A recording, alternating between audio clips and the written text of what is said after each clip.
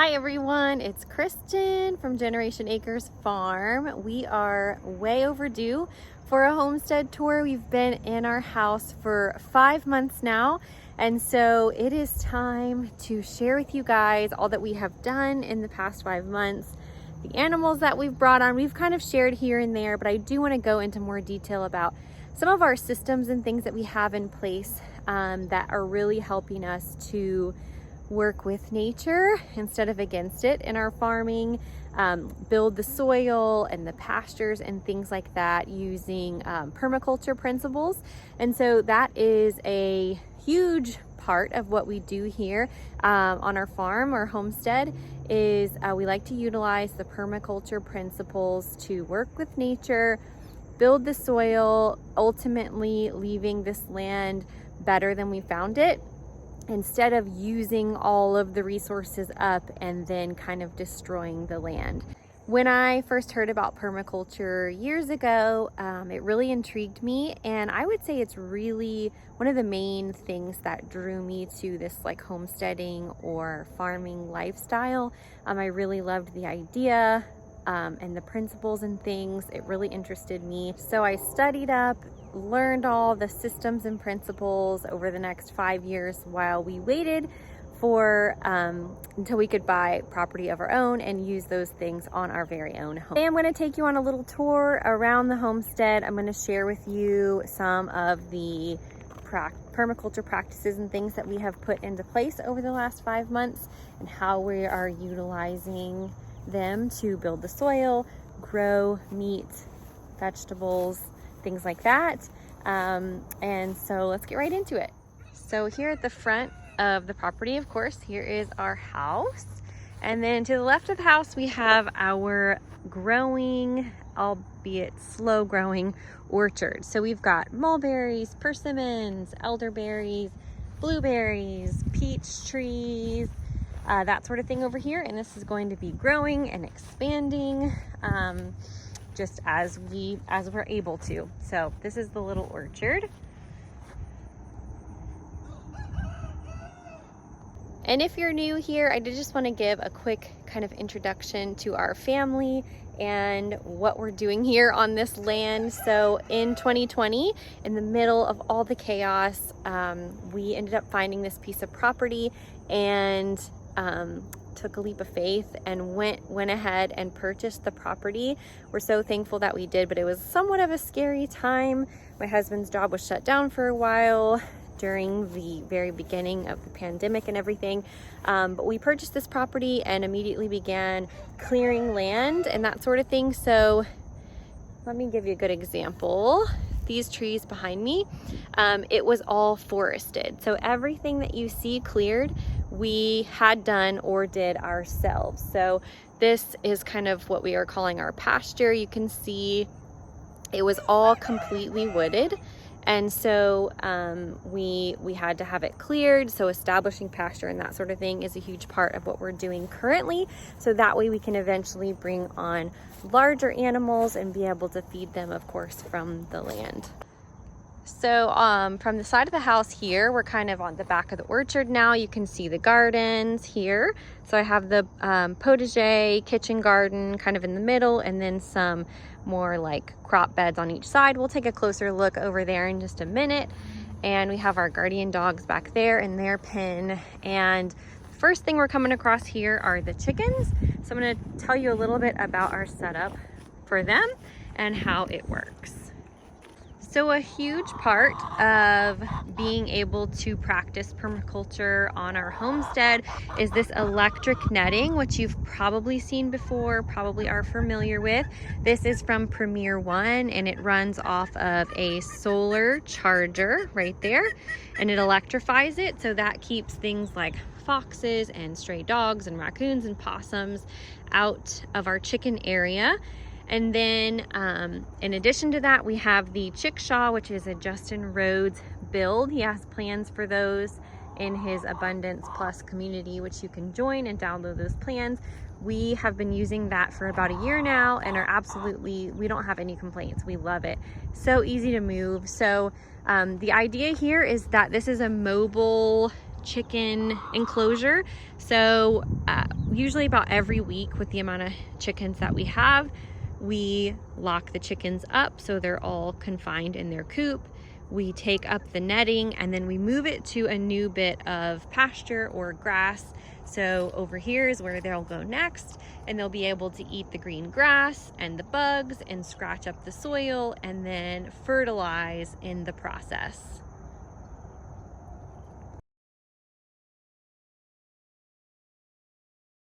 So I'm going to walk you over to the sheep setup next and share with you a little bit about that. But I did want to talk about the fact that we do not have any perimeter fencing, which I think that's something that maybe the old way of farming and homesteading made a big deal of, that like you definitely need perimeter fence or permanently fencing in your pastures for cows and, you know, things like that, or any animals really, goats, sheep, whatever. But the permaculture way of doing things is that you rotate the animals around on the land so you're not exhausting any one area. And you do that, you know, every few days or whatever, depending on what kind of grasses you have, and then of course how many animals you have. And so using these electric nets is a way that we were able to really save thousands of dollars and so many hours of work putting in perimeter fencing here. So we do not have perimeter fence, and we are able to keep all of our animals where we want them to be with this electric netting and these solar chargers. So that is a huge way that we were able to just in 5 months get our homestead up and running, because we didn't have to wait for funds to put in thousands of dollars worth of fencing, or then just the time, you know, it'd be like every weekend probably for, I don't know, months maybe, to fence in as much land as we have. So and we, speaking of that, I don't think I mentioned, this is 35 acres. We have 35 acres here, but cleared we probably have around, I think we're thinking 3.5 to 4 acres is cleared. So everything else is fully wooded and not usable, not even really passable. Like you can't even really get through there. There's so many briars and thorns and all kinds of things. So so that's what we're working with here on our homestead. All right, so here is the sheep and goat setup. You see their electric netting as well, which has larger holes in it. It's the sheep netting from Premier One. Here's the chicken netting with the smaller holes. So they have a nice large paddock, and we built them a sheep shaw, which is also a Justin Rhodes build. You can get the download from him. And we use a solar charger over there for them. And so the sheep shaw offers them shelter. It gives them a place to put their minerals and such that they need. It has hooks on either side so we can hang their waters up. So you just pick up that whole thing and then move it on to the next paddock when it's time. And as you can see, they're very happy. They're sitting there chewing their cud. This paddock, this is their second day in it. And so we'll be moving them tomorrow to their new paddock. Here is an example of a paddock that they just left. So you can see there's a huge difference in the way this looks. So here's an example of where they'll probably go next. You can see how lush and green it is. Here is an example of where they currently are munching on forage. You can see. Still got quite a lot in this paddock that they can eat. And while they're here, this is Clover. She is our female ewe lamb. She's going to be a breeder here. So we hope to breed her when she's old enough. And over here, this is Anakin Sheep Walker. The kids named him. And he is a castrated male sheep, Katahdin sheep, which are hair sheep, so they don't need to be sheared. And he is going to be feeding us this winter. So we are going to butcher him probably in January.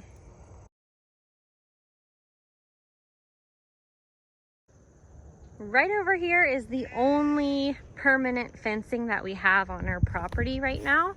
And this is a huge pen for our 2 livestock guardian dogs. They are Italian Marimas. They are 5 months old now.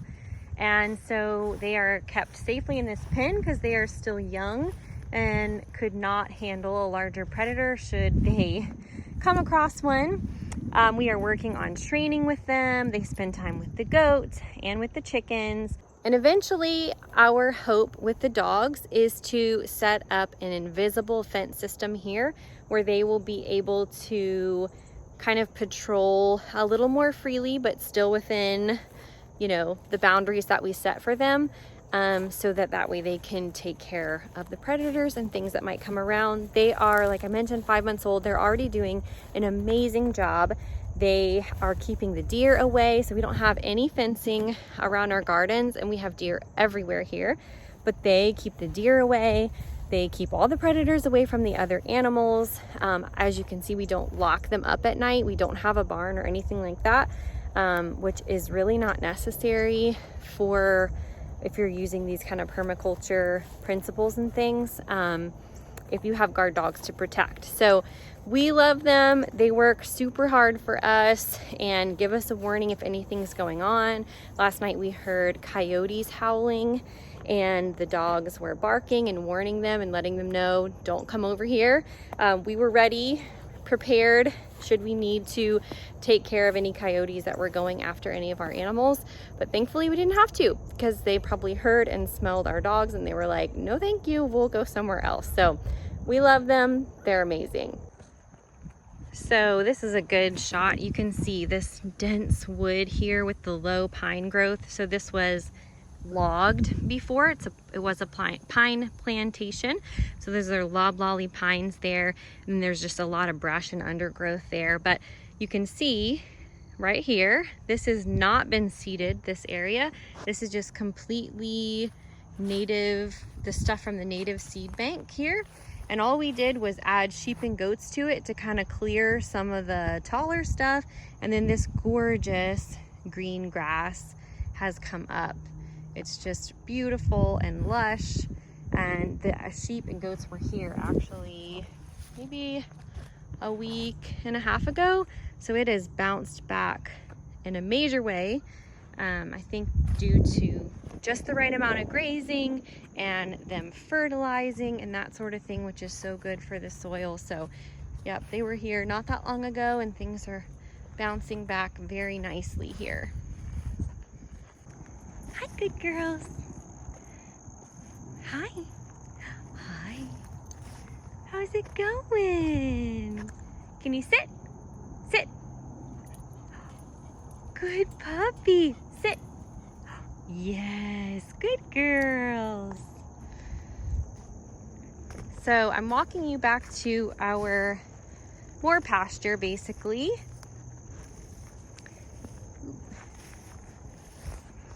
So back behind the dog area, we have more pasture that was all completely wooded.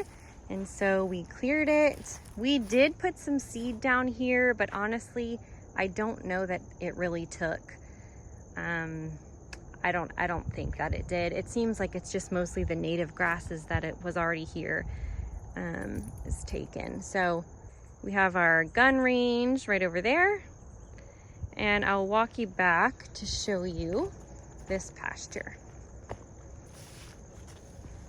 So this was cut over land, like I mentioned, so there are lots of trees and stuff that are trying to grow up. Oh, I just scared up some bobwhite quail. Lots of trees, things that are trying to grow up here, and so we're having to just kind of stay on top of that. We did leave a lot of trees when we cleared, as you can see, so those are going to be amazing for shade for our livestock out here. We might end up even planting more or allowing some of these trees to come up like they're trying to do here. We also have this native cane in our area, which kind of looks like bamboo. You can see it here. See that tall stuff there? That's a native cane, and it is edible for livestock. Actually, humans can eat it too. We haven't tried it, but apparently back there are stories of the Native Americans having cattle on the native canes here and fattening up their cattle like really quickly. But they overgrazed it, which is why it isn't everywhere now. That's what I read anyway. So we have all sorts of stuff popping up in this pasture here. We are actually currently working on putting in infrastructure to be able to bring larger animals on the homestead, namely a dairy cow.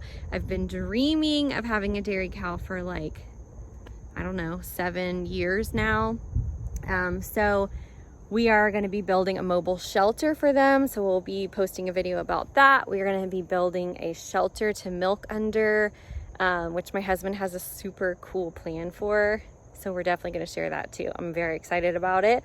Right now we're putting up a gate on our driveway just to be able to kind of block off this area. That way, if any of the larger animals were to get out, we have that protection so they can't actually like leave and go in the neighbor's property or on the main road. We are tucked really far back, but we just don't want to deal with chasing cows through neighbors' yards. So those are the things that we're putting in place so that way we'll be ready when the right family dairy cow comes along. But I just want to show you what has come up where we, cleared. So this is, I'm going to try to give you an idea. There's the sheep over there, and then the dog here. There's our house and garden and everything. So this area, look how beautiful. There's these beautiful purple flowers popping up. We have maple trees coming up. We have oak trees coming up. All kinds of like wildflower looking stuff.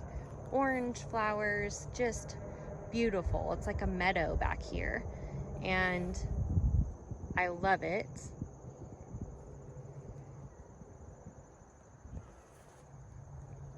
This area doesn't have a whole lot of growth because we recently cut the cane. So this cane had taken over and it was pretty much as tall as I was. So we knew that we needed to cut the cane back so that way it would allow some of the grasses and such to grow. And it's doing exactly that. You can see the grass popping up. I'll try to get down lower so you can see. You can see the growth. So it's working. One of our big concerns with buying raw land, particularly forested land that hadn't been, cleared or used for pasture or anything like that, at least any time in the last 100 years or more, was we were worried about how long it would take to turn it from super dense forest, like behind me where you can't even walk through it, to beautiful, lush, green grass. And so if that is something that you are wondering about, I'm here to tell you, it's actually very, very easy. There are seeds in the seed bank, which I read about and I heard was true, but I still just felt like, what are we gonna have to go through to get grass to grow? Are we gonna have to till? Are we gonna have to plant seed, like a ton of seed and spend a lot of money on it? Like, what are we gonna have to do? And honestly, we've just kept some of the more invasive things at bay, like that cane, and the beautiful grass is growing, the native grass that is just here, which is what you want because that's what's going to thrive in your climate and your region. So it was actually very easy to get grass to grow. I'm super happy to report. So that was a huge relief for us. I mean, look at this grass. I told my husband, whenever I come back here and look at all this space, this beautiful green, I'm like, all I see is cow food. I'm like, we need cows out here like yesterday. Dairy cows, beef cows, whatever. I feel like they would just love this stuff. And then of course, in turn, they're pruning it for us, which causes more growth to happen, and they are fertilizing for us, which there isn't much better for pasture than ruminants, especially cows, because they offer a lot more fertilization, if you know what I'm saying. We thought that we wanted Great Pyrenees dogs, and it was just what most people have, and probably the most the most common homestead livestock guardian breed. But after doing more research, there are some qualities that the Great Pyrenees have that we are not particularly fond of. One of them is that their nickname is the Disappearanese because they love to expand their territory and they end up venturing off property and causing issues and escaping their fencing and that sort of thing. So we went with the Maremma because they seem to have lines that are a little truer to their original intent, whereas the Great Pyrenees has been bred. Sometimes they are bred to like house dogs and that sort of thing, whereas the Maremma has stayed more true to their original intent. We have a new kitty around here and sometimes they forget that she belongs here. It's okay. Wrapping up the homestead tour, here is a look inside of our potager garden. So I had a video about how we created these gardens. We did the no dig method. So we did not till up the ground. We put cardboard underneath and then we piled about 6 inches of compost on top of that and planted directly into that compost. We've had a really great year with just lots of production here. I would like to expand. We're going to be expanding the garden, adding beds that direction as well as beds that direction. We're also going to be adding a greenhouse. Hopefully over the winter we'll be able to get that done when some of the summer projects and things slow down. I just pulled out what we had here and it's ready for, probably we're going to do carrots here for the fall. So I am clearing out some beds and getting ready. I'm waiting for these cantaloupe here to finish up so that way I can rip out all those weeds and stuff there. But overall, the no dig method has worked quite well. We definitely have weeds. I mean, you can see them. This is our first year, of course, here, so it's not as densely planted as I would like for it to be. But we've had a super hot summer, and like I said, it's the first year, so it'll grow as the years go on. But we've been very pleased with it, very happy with the production that's come out of here. And I'm looking forward to refreshing these beds with some compost probably this winter, and hopefully having even more production next year. Thank you so much for joining me on our little homestead tour today. I had been wanting to do this for a while now, but it would be so sunny or way too hot and it was just a struggle. Well, this past weekend, the temperatures dropped like into the 60s at night and then high 80s in the day. Today it's high in the 70s. It's absolutely gorgeous here. And so this was the perfect day to do it without the sun blasting my face. I feel like hopefully some of the footage is easier to see because it's a little overcast. So thanks for joining me today. I really hope that you enjoyed it. If you have questions or anything, we love to talk to you guys down in the comments. So please leave a comment down there, give the video a thumbs up, and make sure you're subscribed if you're not already because we have lots of fun stuff coming. All right, thanks again for watching and we'll see you in the next video. Bye.